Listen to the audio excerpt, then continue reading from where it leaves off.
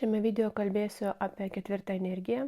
Ketvirta energija tai yra arkanas imperatorius. Jis gali būti tiek vyro matricoje, tiek ir moters matricoje.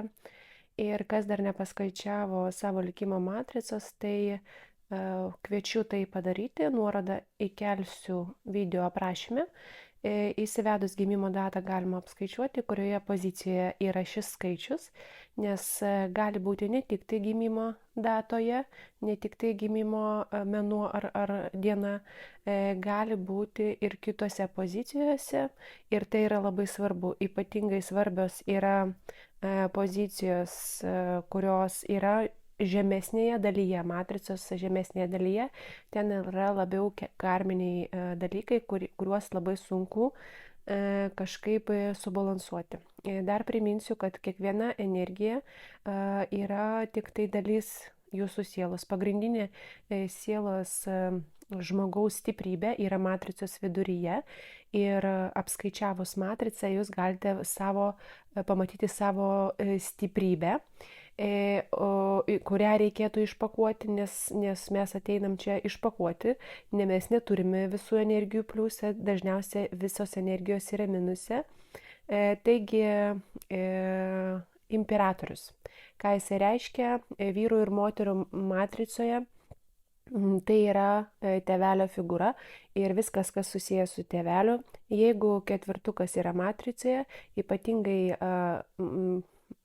žemesnėse pozicijose, matricos žemiau horizontalios linijos, tai reiškia, kad ir jeigu pagrindinės pozicijos tos didžiausi tokie skaičiukai, tai reiškia, kad jeigu eiti į ezoterinį lygį, siela turėjo pretenzijų Dievui, nes tėvelis tai yra Dievo projekcija ir viskas, kas su juo susiję, yra projekcija būtent į kūrėją.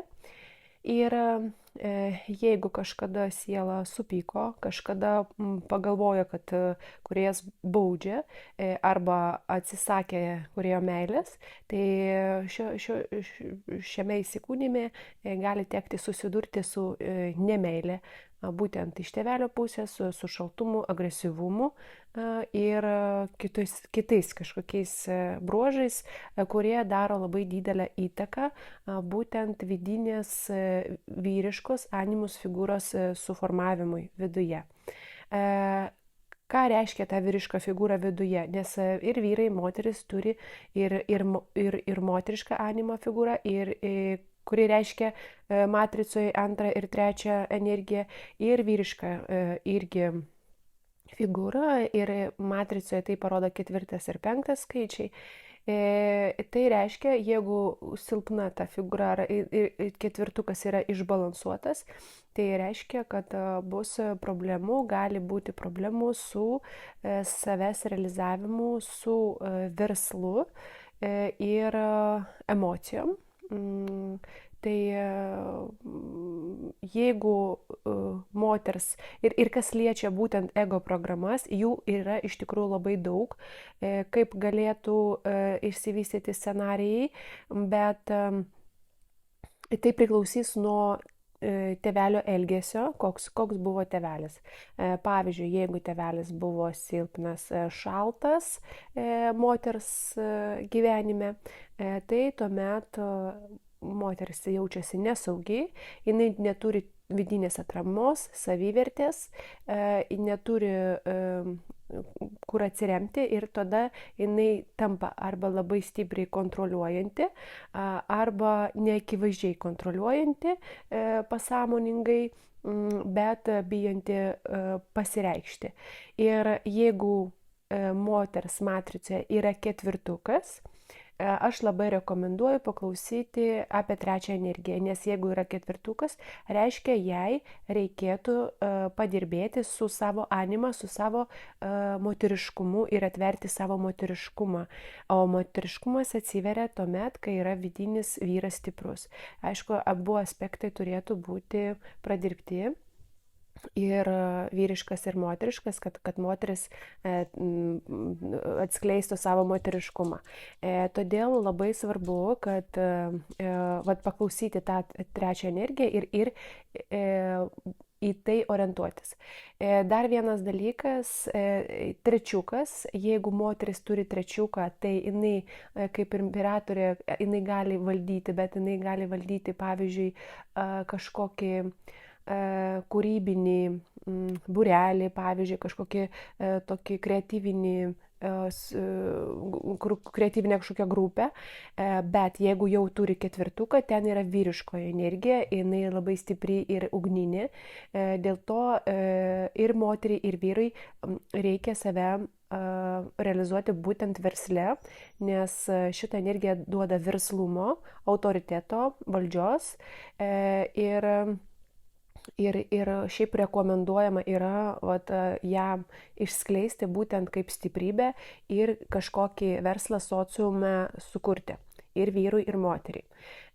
Dar kas liečia išbalansavimus, jeigu tėvelis buvo agresyvus moters gyvenime, tai irgi bus baimė pasireikšti ir irgi aš rekomenduoju paklausyti apie trečią energiją, nes jai reikia išpakuoti būtent trečią energiją, bet nepamiršti apie verslumą. Kas liečia vyrus, vyrų išbalansavimas irgi gali būti kelių tipų. Tai gali būti, kai yra baimė susidurti su savo tą stiprią energiją, nes kažkada kažkokiuose gyvenimuose buvo traumuojančių kažkokių įvykių, kur su tą energiją galėjo padaryti žalą kitiems žmonėms. Tai tada dabar labai baisus prisiliesti prie to stiprumo ir tada arba vyrai, arba moteris tiesiog neleidžia savo būti stipriam autoritetui, siekti profesionalumo, vengs kažkokio profesionalumo ir užsiskleis ir bijos išsiskleisti. Ir va čia bus baimė susidurti su savo autoritetu, su savo tą ugninę energiją. Gali būti išbalansavimas į kitą pusę, kai vyras su ketvirtuku tampa labai valdiškas, labai agresyvus despotas, kuriam reikia vadovauti tiek versle, tiek namuose ir kuris sudaro įtampą kolektyve, kur yra baimė, nepasitikėjimas juo, nesaugumas, nesaugiai jaučiasi šeimos nariai arba pavaldiniai, bet būtent iš baimės kažką daro. Apie minusus kitus aš dar truputėlį pakomentuosiu, bet dėl ego programų tokie variantai įmanomi. Ir dar vienas irgi pasitaikantis variantas, kai tėvelis buvo per daug geras, visą atsakomybę prisėmė už vaiko ugdymą. Pavyzdžiui, labai lepino savo dukrą kažkokią, nieko neatsakydavo, jai viską pripirkdavo, buvo labai labai išlepinta. Ir tada tokiu atveju, aišku, ir sūnus toksai gali būti, bet dažniausiai dukros atveju būna tokie dalykai. Tada žmogus praranda atsakomybės jausmą ir visą laiką jaučia, kad kažkas už jį turi padaryti ir visiškai vengia atsakomybės ir tarsi bijo užaugti, nes jam reikia prisimti atsakomybės, jeigu jisai užauga. Tai irgi gali išbalansavimas būti būtent toksai. Kas liečia būtent imperatoriaus energiją, kalbėsiu dabar ir vyram, ir moterim tą informaciją tinkamai, tai tik tai minėjau, kad kas liečia moteris, tai dar plus reikia išpakuoti moteriškumą, trečiuką paklausyti. Tai yra tvarka, struktūra, nuoseklumas ir atkaklumas, kai yra pliuse, kai išsipakuoja energija, kai jinai yra balanse, tada jinai duoda nerealių rezultatų sociume.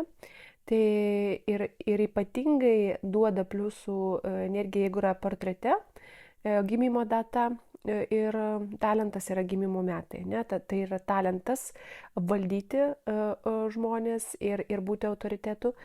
Jeigu žemesnėse pozicijose matricos, žemiau horizontalios linijos, ten jau yra labai sudėtinga išskleisti ir subalansuoti tą energiją ir jau reikės daugiau darbo padirbėti su savo baimėmis, nes baimės čia yra toj pasyvioj būsenoj, jeigu užsiskleidęs yra imperatorius, tai prisiliesti prie savo jėgos, prisimti atsakomybę. Ir antras variantas, kai yra per daug, jau tarsi yra panaudoja savo talentus visus, tai ten bus baimė prarasti. Ir iš baimės žmogus gali kitus žmonės, jiem daryti žalą.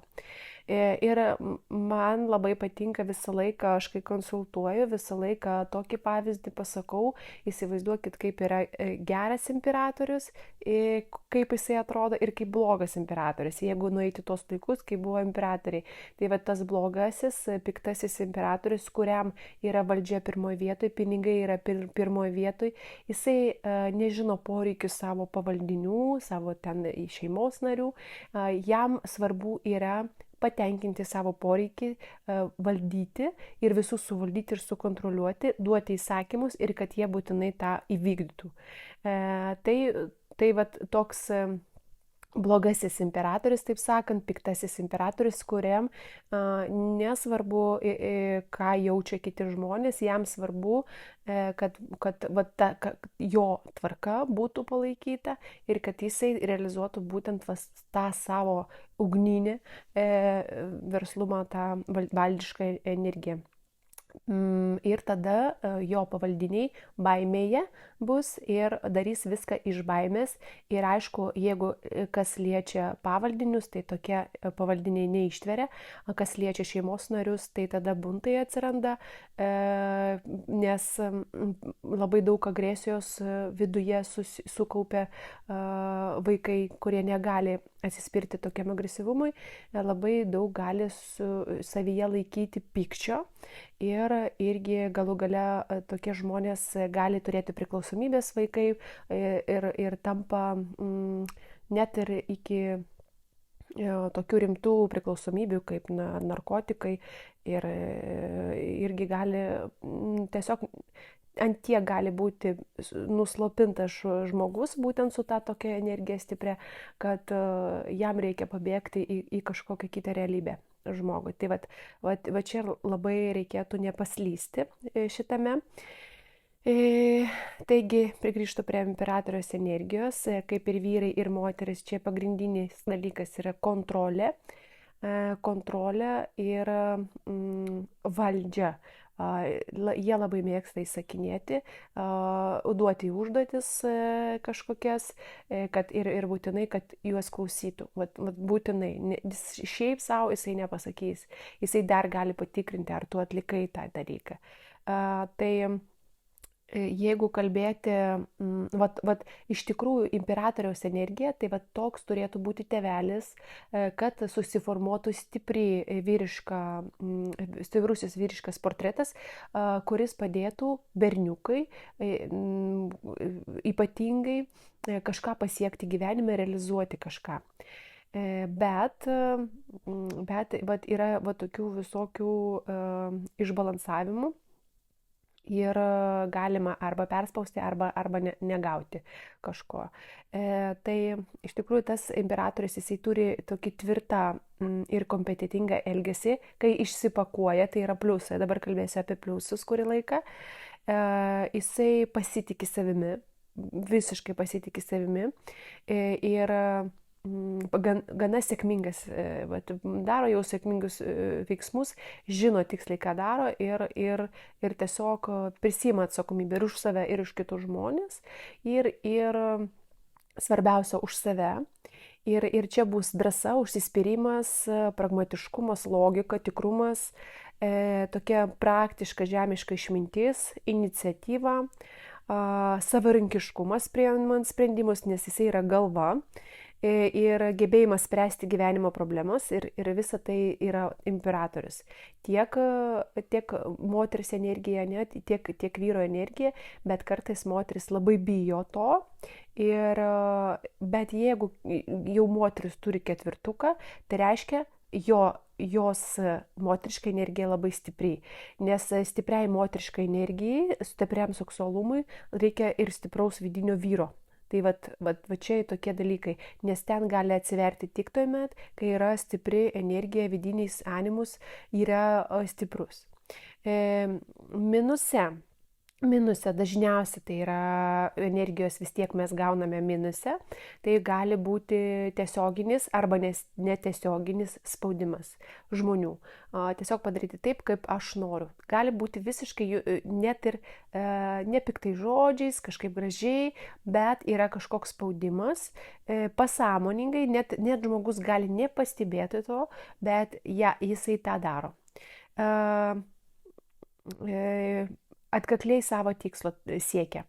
Aišku, čia yra pliusas. Bet kadangi minuse gali pasireikšti autoriteto ir kontrolės troškimas, minuse tai aišku labai jaučia jau kiti žmonės, tikrai yra baisu. Yra baisu kartais ir atrodo, kad tu neturi niekur neturi kur pabėgti, jeigu jau pasireiškia būtent toks agresyvus išbalansavimas. Taip, dabar jeigu yra tvarka pliuse, tai minuse tai bus netvarka. Ir iš tos netvarkos kažkokios, iš to chaoso vidinio, arba versle, arba ten šeimoje, kažkur bus netvarka ir ten atsiras baimė nesuvaldyti. Ir kai atsiranda baimė nesuvaldyti arba kažką prarasti, tai aišku jau įtampa didėja ir tada jau piktumas, agresija irgi kyla. Jisai gali būti per daug kritiškas, turėti tokį ribotą mąstymą, pavyzdžiui, kaip imperatorė, tai jinai labai užjaučia, jinai išklauso visus poreikius, žino, kaip pasielgti. Čia truputėlį daugiau šaltumo bus, yra didelės ambicijos, polinkis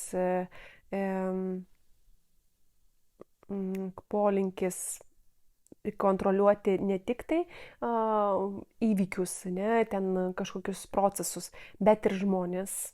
Ir tiesiog gali kištis į kitų gyvenimus ir ten bandyti valdyti. Net ir tas ketvirtukas, kuris minuse, tokiam pasyviajam, nes gali būti aktyvus ir pasyvus modusas, tai net ir pasyviajam moduse tas gali būti toks valdiškumas, užsispyrimas, savo tiesos toks norėjimas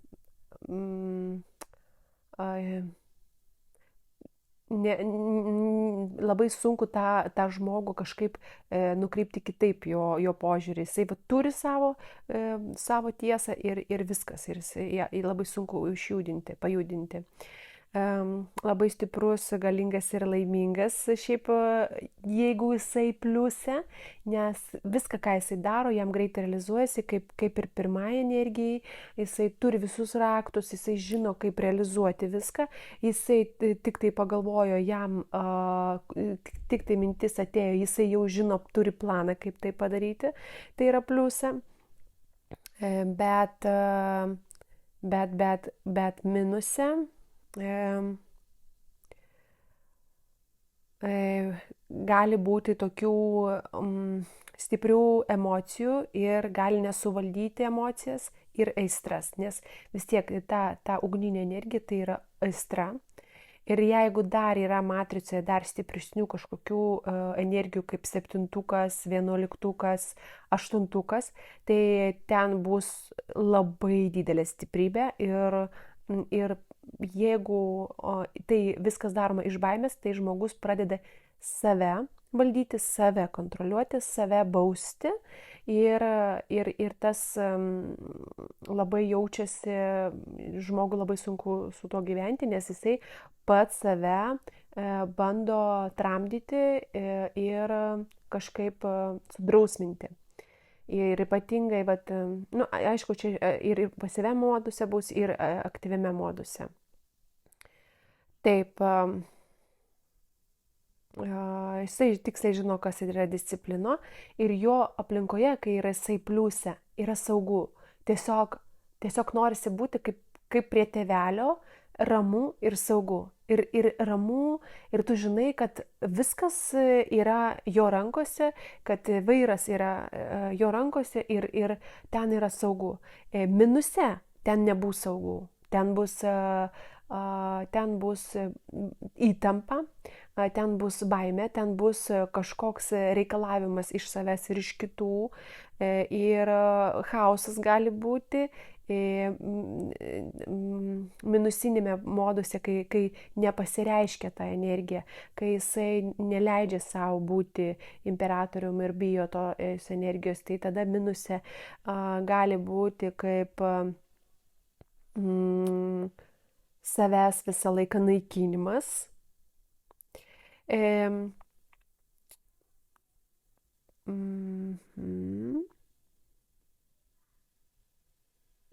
Ir gali būti baimė prisimti atsakomybę. Baimė prisimti atsakomybę imperatorių, jinai būna dėl to, kad greičiausia kažkada už kitus prisėmė atsakomybę, už save prisėmė atsakomybę ir kažkas nutiko ir jisai savo neatleido.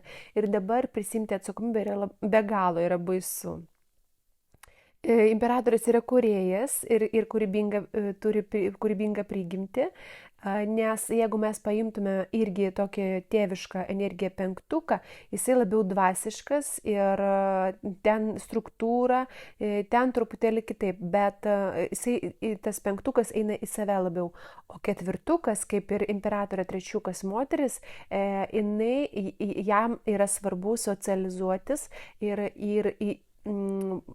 kažką sociume padaryti svarbaus, ne tik tai šeimoje. Nes penktukas jisai, pavyzdžiui, gali šeimoje būti mokytojo, ne, ten kažkokiu lyderiu, bet imperatoriaus būtinai turi būti kolektyvas, valdžia, bet tik labai su tokiu be baimių, kad tai nebūtų pagrįsta baimėm, baimė kažką prarasti, baimė nesuvaldyti, baimė kažką prisimti atsakomybę ir taip toliau.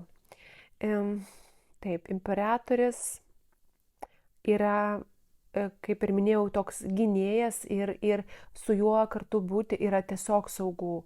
Ir tiesiog ramu moteris jo aplinkoje jausis labai labai saugiai.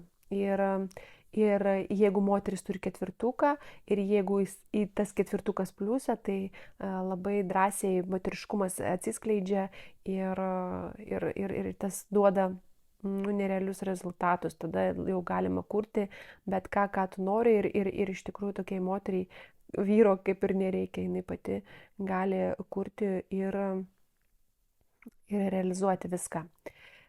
Taip.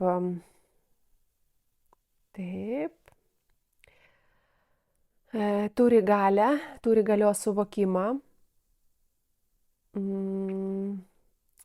Ir čia gali būti baimė, dar baimė, tapti profesionalu ir turėti autoritetą. Nes jeigu tavim pasitiki, reiškia, tu turi prisimti atsakomybę už kitus ir čia bus baimė irgi padaryti žalą kitiems. Irgi gali būti iš kažkokių kitų patirčių. Jisai gana arogantiškas.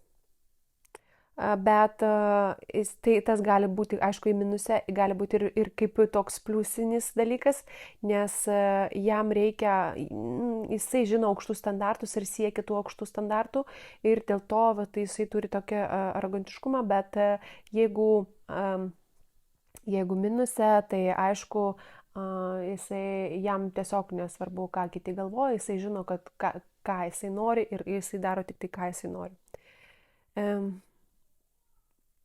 Taip. Mhm. Taip, taip, čia pagrindiniai tokie dalykai. Pagrindiniai dalykai ir kas liečia moteris ir vyrus, yra, dar kartelį priminsiu, tai yra stiprybė, tai yra valdiškumas, kontrolė, bet, nu, jinai turi būti tokia kontrolė, kaip pavyzdžiui, kūno kontrolėje, ne, yra smegenys. Ir smegenys nenuvertina nei savo kojų, nei savo rankų. Žino, kad kūnas yra bendras visas organizmas ir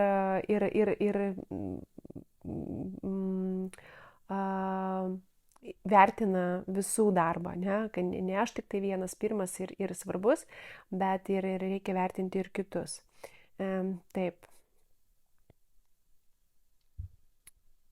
Nuoseklumas ir atkaklumas.